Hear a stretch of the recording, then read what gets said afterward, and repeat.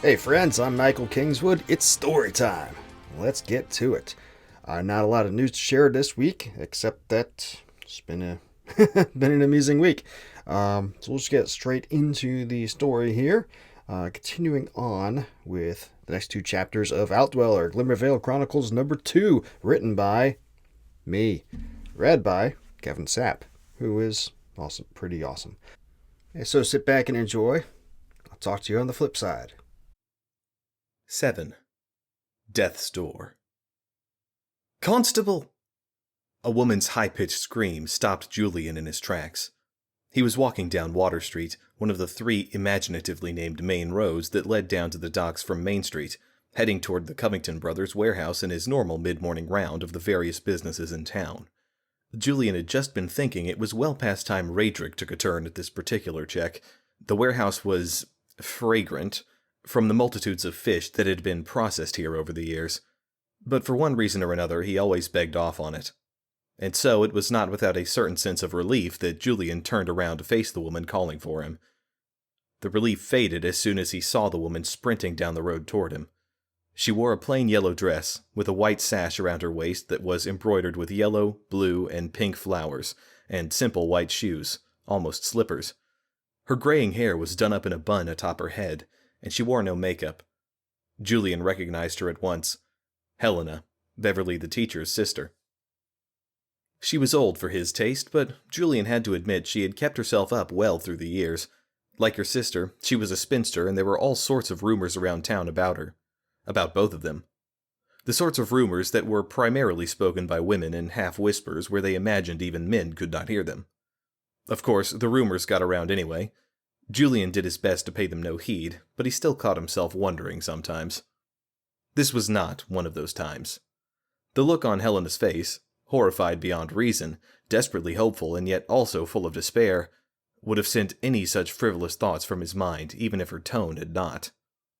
Helena slid to a stop in front of him, gasping for air for a moment. Julian put a hand on her shoulder to steady her. "What's wrong?" "Beverly," Helena gasped. She gasped again, then clapped her hand to her mouth as though suddenly realizing what she was about to say.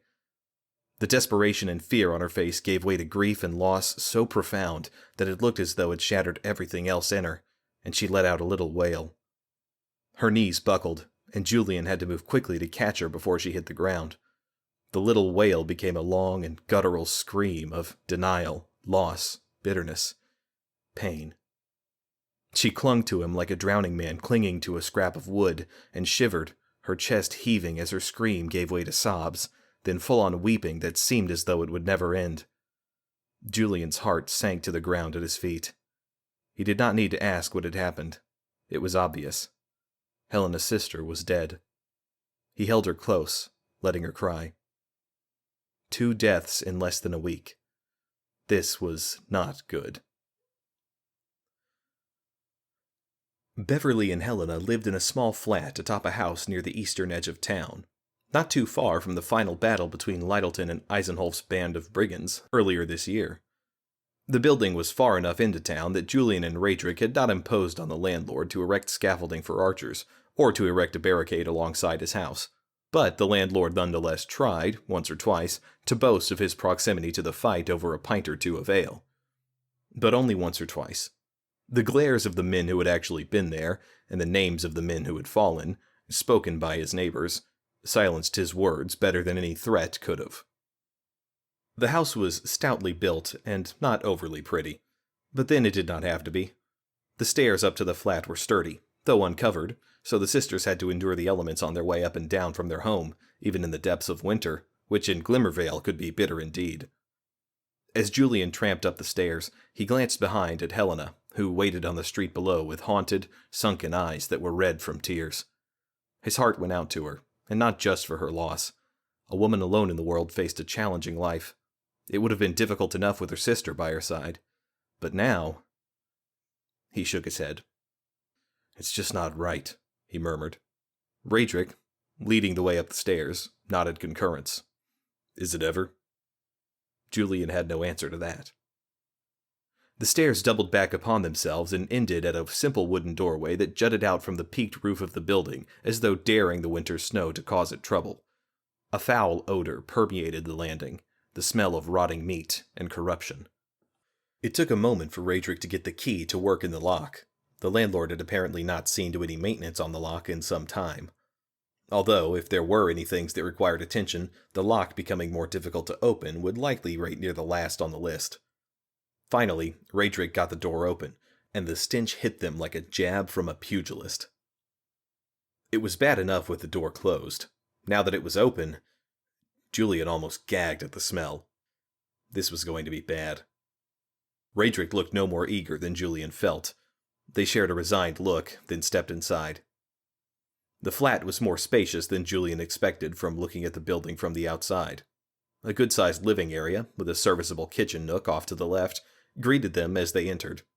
A pair of closed doors, nearly identical in their dark-stained wood, stood opposite the entrance, no doubt leading to the sisters' bedrooms. The living area was simply furnished with a stout wooden table in the middle and a pair of chairs toward the front of the house, where a broad window, framed by drapes that were embroidered with cheery forest scenes involving horses and other small animals strutting through the trees, let in greater than average amounts of light from the outside. A small bookshelf stood along the far wall, about 2/3 of the way filled with tomes of various sorts, and the kitchen was well stocked with utensils and foodstuffs. It was warmly decorated, with rugs on the floors and paintings, many obviously from children's hands, all over the walls. The sisters loved children, and it showed.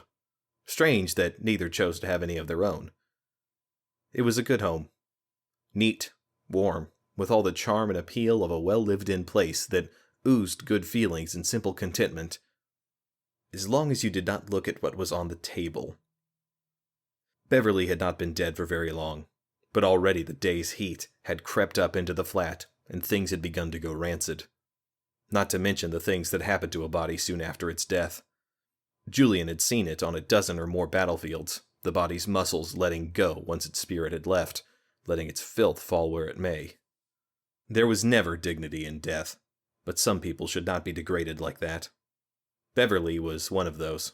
She had given her whole life to the children of Lyttelton. If the normal after-death loosening of the bowels was all that had befallen her, it would have been bad enough. But this...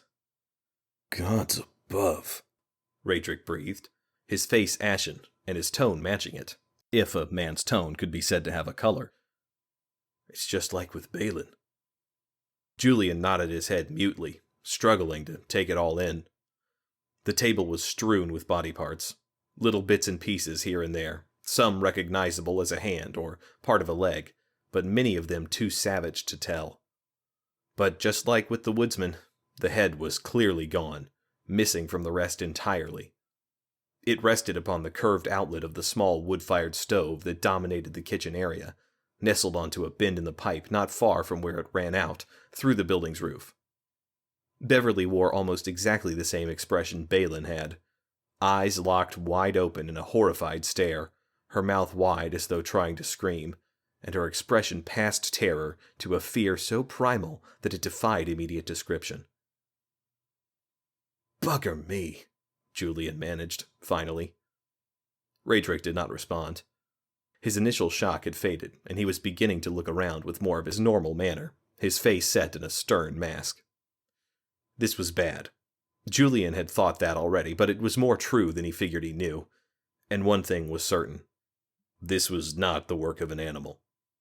Raedric had taken the words right out of his mouth. Julian nodded agreement. Animal that could do this would not have made it into town without anyone noticing. He took a deep breath, through his mouth, so as to avoid as much of the stench as he could. Which means... Raedric finished the thought. Whoever did this also killed Balin. He turned and looked gravely at Julian, his blue eyes seeming 2 or 3 shades darker than normal in the grisly room. "We're looking for a man." Julian nodded agreement, though he could not imagine the kind of man who would do something like this. 8. Formalities. Mayor Brimley's scowl seemed to take up his entire face. He sat behind his massive wooden desk in his office on the upper floor of City Hall. Though city was perhaps a bit of a stretch. and looked at Julian and Radric through narrowed eyes that gleamed with concern. So did the sweat that ran down his brow and along the line of his chin, to pool at its tip before dropping with a silent splat onto the blotter that lay atop his desk. The mayor was somewhat more than plump. As usual, he wore his badge of office, a golden fish jumping out of the water, prominently on the left breast of his summer jacket. Today, the jacket was off-white, just the slightest shade of yellow, with a white collared shirt beneath. Julian had not seen his leggings yet, but no doubt his attire was perfectly matched. His wife always saw to that. Julian had no desire for a wife like that. He would not dream of dictating a lady's choice of attire, as long as it lay within the bounds of decency. Why should a lady make such demands of him, or any man? A stupid question right there. Are you sure it's the same thing as Balin? Radric kept his face smooth, neutral, and respectful, but Julian knew it was only with difficulty. The mayor could be trying at the best of times, but when things got stressful, he was not the most steady of individuals. Completely, Radric replied. The bodies were arranged almost identically. Mayor Brimley blew out a long exultation and turned in his chair. It was set on a pivot, a nicely made contraption, to look out the window behind his desk, scowling. People are not going to take this well. Of course not. Though not universally well respected, women who seemed to spurn even the idea of marriage stood out and were not well regarded by some. Beverly was at least appreciated for the services she provided to the town's children, or at least that portion of the town's children that she had the time to take under her wing, and whose parents were able to meet her price. Come to think of it, there were likely some people in town, more than a few, who may have held a grudge against poor Beverly and her sister for just that reason. But that was not what the mayor was getting at. He looked back at the two of them. I want this kept quiet. Julian blinked and traded a glance with Radric.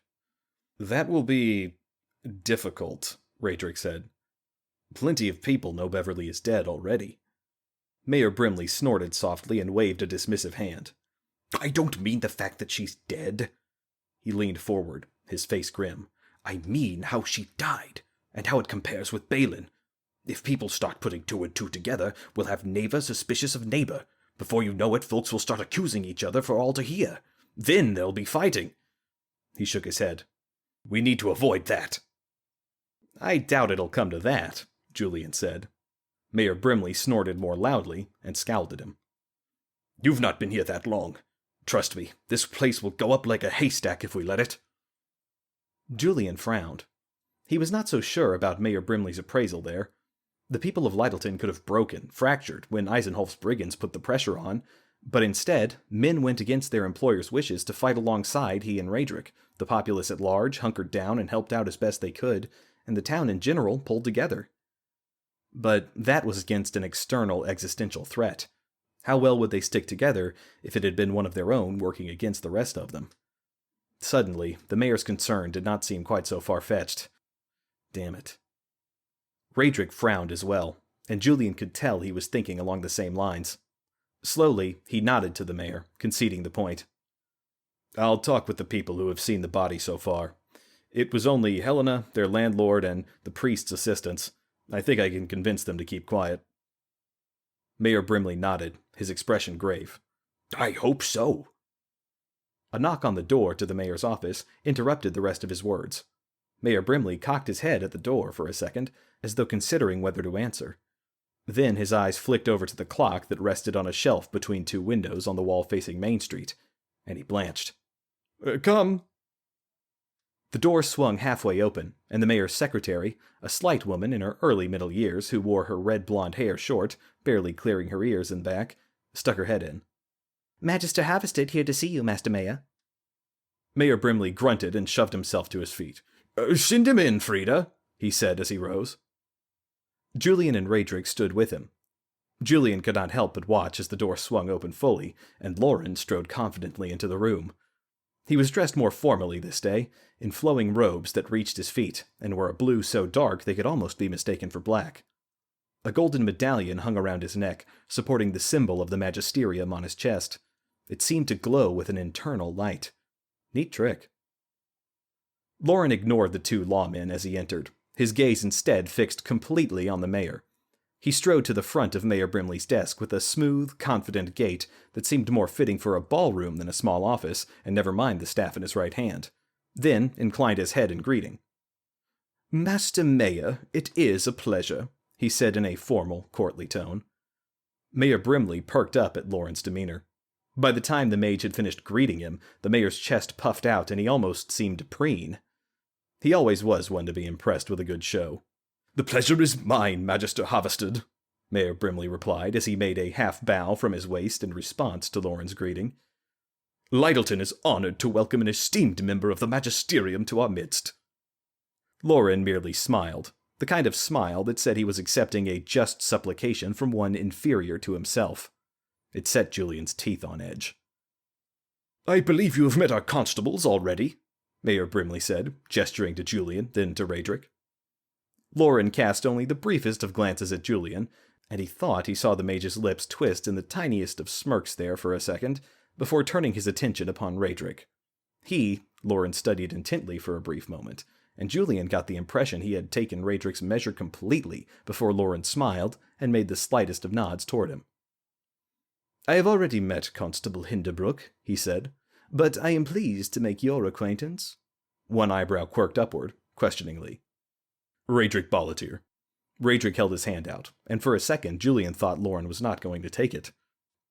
Then he clasped hands with Raedric, in the way a soldier greets a man he has fought beside. Raedric's eyebrows quirked upward in surprise, but he returned the shake in a like manner.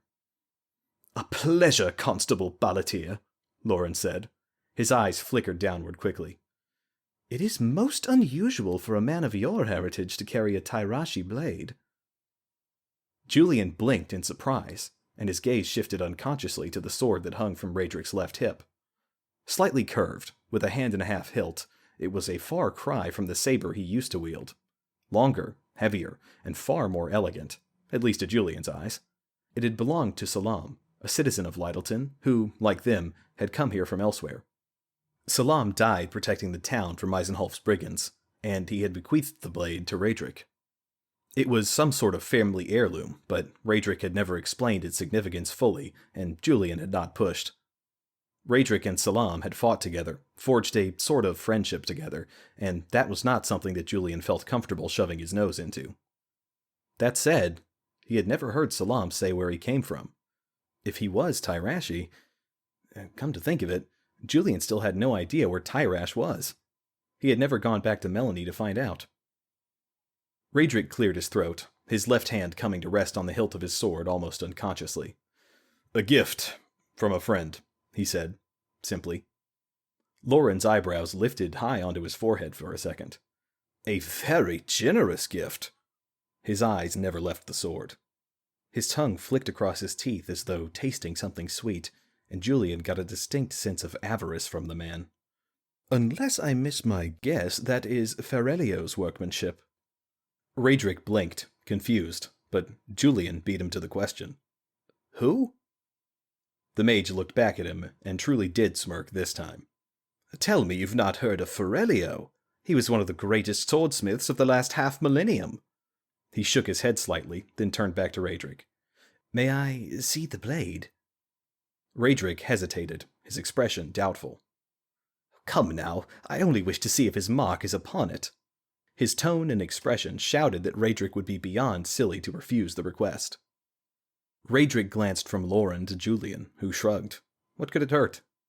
Then, with the soft sound of metal dragging against hardened leather, Raedric pulled the sword out and held it upright between himself and Lauren, turned so that the mage could see the flat of the blade. Julian had seen the sword many times, but its elegance and beauty never ceased to amaze him. The blade was curved and honed to a razor edge on the entire convex side, as well as on the last third of the concave, so its wielder could cut with a backswing, almost as easily as with a front. That was not so terribly unusual. Julian had seen one or two blades of similar design. What set Raedric's, sword apart, were the intricate engravings on the flat of the blade. Running the entire length of the blade, except along the cutting surfaces, they interlocked in a construct of artistry that rivaled anything Julian had ever seen. The sword's effect on Lauren was impressive, well beyond what Julian would have expected. The mage's eyes widened, and his breath caught in his throat. He stood speechless for a full minute as his eyes traced the engravings on the blade, his expression clearly that of a man who cannot believe what he is seeing. He reached out as if to touch it. Raedric, frowning slightly, pulled the sword away and said, "Careful, Magister. It's very sharp." Then he resheathed it with a single, smoothly practiced movement. Lauren blinked, then flashed a rueful smile and chuckled softly. "Of course." He drew a deep breath and inclined his head toward Raedric, a bit more deeply this time. "That is a princely gift, Constable Ballatier. I would be sure to keep a close eye on it were I you." He quirked an eyebrow upward slightly, then turned to face Mayor Brimley fully, who stood looking more than a little confused. "Now then, Master Mayor, I believe we have business to discuss."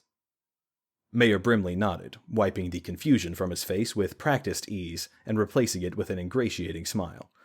"Yes, of course." He glanced at Raedric, then Julian. "Thank you, gentlemen." The dismissal was plain. Raedric inclined his head to the mayor. "Master Mayor," he said, then nodded to Lauren again. "Magister."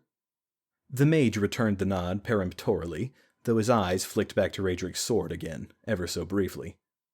Julian said his farewells quickly, then followed his friend from the office and pulled the mayor's heavy wooden door shut behind them. "Well," he said, "that was interesting." Raedric smirked slightly and made a little shrug, but Julian could see the wheels turning behind his eyes. Lauren knew something about his newly acquired sword, something Raedric did not, and it was going to eat away at him until he figured it out. Well, for what it's worth, I think swords are cool too, which is part of the reason why I do some sword and sorcery stories so often, I guess. Other than that, no real authorly insight to add on this one at this point. The plot continues and thickens, and hopefully you guys are enjoying it. If you come back next week, you can hear more, or you can go by the website, ssnstorytelling.com or michaelkingswood.com. There's a link that leads you to the store, and you can get the book there from me in any format you like, and I get decent money for that. You can also get it through Amazon and Barnes & Noble and Kobo and Google Play and iBooks and every other place. I get less money there. And the long-term business goal is to eventually do all business strictly through my site, with the other sites just being entry points that people can learn about me from. But really would like to have everybody come straight to me in general. A, because make more money that way. B, make a little community action. And C, because now sooner or later you're going to set the foot wrong with somebody who's going to say, "Hey, you need to get rid of that person because I don't like him," and all these people will be probably potential to stop business with you. Tortious interference laws and things like that notwithstanding, you kind of don't want to take the don't want to expose yourself to that kind of risk. So the goal is to have all you people who like what I do come to my site, not theirs. Realistically, I understand a very small portion of you people will actually do that, since there's entrained reasons that people like going to these other places. But that's the goal. Anyway, go there, buy books. There's other books than these too that you can get. Or just spread the word about the podcast and the books and that you like them and that we're doing cool stuff to all your pals, and come back next week and we'll find out the next 2 chapters. Until then, don't do anything I wouldn't do.